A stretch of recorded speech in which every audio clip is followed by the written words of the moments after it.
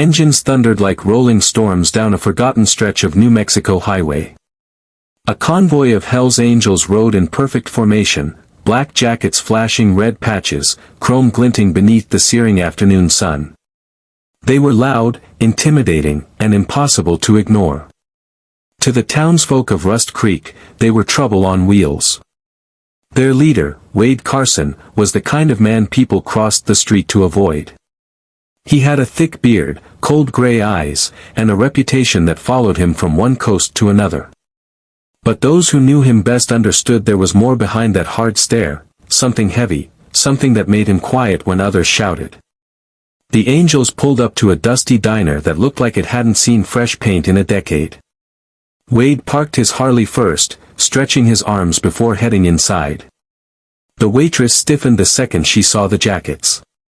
A couple of locals left their meals half-finished and hurried out the back door. "Relax," Wade said with a small smirk, sliding into a booth. "We just want coffee, not chaos." The others, Rex, Boone, and Miller, followed, filling the diner with the scent of gasoline and leather. For a few minutes, it was just the clinking of cups and the hum of old country music from the jukebox. Then everything changed. The front door slammed open so hard it nearly shattered the glass. A little girl stumbled in barefoot, her cheeks streaked with tears and dirt. She couldn't have been older than 6. Her small hands were trembling around a worn-out backpack that looked too heavy for her. They're hurting my mama," she screamed, her voice shaking. "Please, someone, help her. They're beating her behind the old store." No one moved. The silence was suffocating. The cook froze mid-slice, the waitress stared wide-eyed, and a man at the counter muttered, "Not our business, kid." Wade's chair scraped against the floor. "Where?" he asked, already standing. The girl looked up, her brown eyes full of terror. "Back road by the junkyard," she sobbed. "2 men. Please, they're gonna kill her." "Boone, with me," Wade ordered. "Rex, get the bikes ready." They didn't wait for directions. The moment Wade stepped outside, the roar of engines filled the air again, louder, sharper, angrier. The little girl climbed onto the back of Wade's bike, gripping his vest as he sped down the road toward the junkyard. The closer they got, the more they could hear it, muffled yelling, the crash of metal, a woman's cry. When they turned the corner, the scene froze Wade's blood. 2 men were there, one pinning a woman against a rusted pickup while the other swung his belt like a whip. She was trying to shield her face, blood already dripping from her cheek. Wade killed the engine. The silence that followed was terrifying. "Get away from her," he said, voice low and lethal. The men turned, sneering when they saw the jackets. "Oh great, bikers," one said, smirking. "This ain't your fight." Boone's laugh was short and dark. "Looks like it is now." The man swung the belt, aiming for Boone, but Wade caught it mid-air, yanking it so hard the attacker stumbled forward. One punch from Wade sent him sprawling into the dirt. The second man tried to pull a knife, but Boone moved faster, twisting his arm behind his back until the blade fell. Wade stood over them, his boots inches from their faces. "You ever lay a hand on her again," he said coldly, "and you won't walk away next time." The woman collapsed to the ground, sobbing as the little girl ran to her, wrapping her tiny arms around her mother's neck. "Mama! Mama, it's okay." They stopped. The woman's name was Laurel. Her face was bruised, her blouse torn, but her eyes, those pale blue eyes, were still full of fire. She looked at Wade, breathless. Why did you help us?" "Didn't seem like anyone else would," Wade said quietly. A pickup truck rolled by on the main road, the driver slowing to stare at the chaos. Wade didn't bother explaining. He just motioned for Boone. "Call it in. Sheriff needs to clean up this mess." The cops showed up 10 minutes later. They took the 2 men away in cuffs, barely looking at the bikers except for a wary nod. Wade gave his statement and turned back to Laurel, who was holding her daughter tight. You got somewhere safe to go? He asked. Laurel hesitated, her voice trembling. No. We were living in that old trailer by the mill. Those men, one of them was my ex. He found us again. Wade sighed. Figures. He looked at Boone, then back at her. Come on. We'll get you cleaned up and fed. You can rest at our clubhouse for the night. Laurel blinked, confused. With the Hells Angels? He gave a faint grin. You're safer with us than with half the people in this town. The girl clung tighter to her mother. Mama, can we go with them? They helped us. Laurel hesitated for a long moment before nodding. All right. The ride to the clubhouse was long and quiet. Laurel rode in the truck with Boone, while Wade led the group on his Harley. The sun was setting, painting the desert gold and crimson. The little girl, who finally introduced herself as Ava, sat in the back seat, holding her rabbit plush tight, eyes still red from crying. When they arrived, the place looked like something out of a bad rumor, old warehouse walls, loud music, the smell of oil and smoke. But the men quieted down when they saw Laurel and Ava. Inside, they were offered food and a room in the back. Wade brought them clean clothes and water. Laurel tried to protest, but he shook his head. No arguments. Eat, sleep. Tomorrow, we'll talk. That night, Wade sat outside by the fire, staring at the flames. Boone joined him after a while. You really think bringing them here was smart? Wade's eyes didn't move from the fire. I don't know. But I couldn't leave them there. Boone nodded slowly. You think that guy'll come after her again? Wade's jaw tightened. If he does, he won't get far. He didn't know then that the story wasn't over. Laurel wasn't just a battered woman running from an ex. And the man Wade had just put in handcuffs, he wasn't done either. Because the next morning, when Wade walked into the kitchen, Laurel was sitting at the table with a folded letter in her hands. She looked pale, shaking. Ava was still asleep in the other room, clutching her rabbit. Laurel handed the letter to Wade without saying a word. It was addressed to her, written in jagged handwriting. As Wade read, his stomach turned cold. It wasn't from her ex. It was from someone far worse, someone who knew Wade's past, someone who wanted something from both of them. And just like that, what started as an act of kindness was about to drag them into a storm no one could have seen coming. Wade's eyes stayed locked on the letter, his knuckles whitening with every line. The paper trembled slightly in his hand, though not from fear, more from the cold realization of who had written it. The message was short. Thought you could hide from me, Carson. You've got something that belongs to me. The woman and the kid are my leverage now. I'll be coming soon, and I don't miss twice. It was signed only with an R. Laurel's voice quivered. You know who that is, don't you? Wade folded the paper, sliding it into his pocket. Yeah, he muttered. Reed Dalton. Boone frowned. That name's trouble. Didn't you used to run with that psycho? Years ago, Wade said. Back when I didn't know better. He glanced toward the room where Ava slept. If Reed's after her, this ain't about me anymore. It's about whatever she's caught in. Laurel's face went pale. He's my ex's brother. He runs guns across the border.